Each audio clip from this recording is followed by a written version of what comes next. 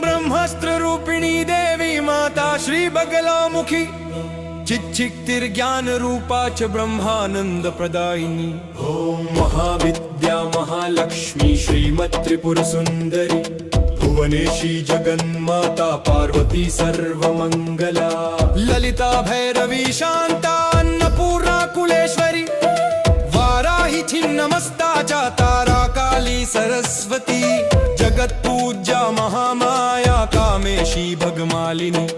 दक्षपुत्री शिवंकस्था शिवरूपा शिवप्रिया सर्वसंपत्करी देवी सर्वलोकवशंकरी। वेद विद्या महापूज्या भक्ताद्वेषी भयंकरी। स्तंभरूपा स्तंभिनी च दुष्ट स्तंभनकारिणी।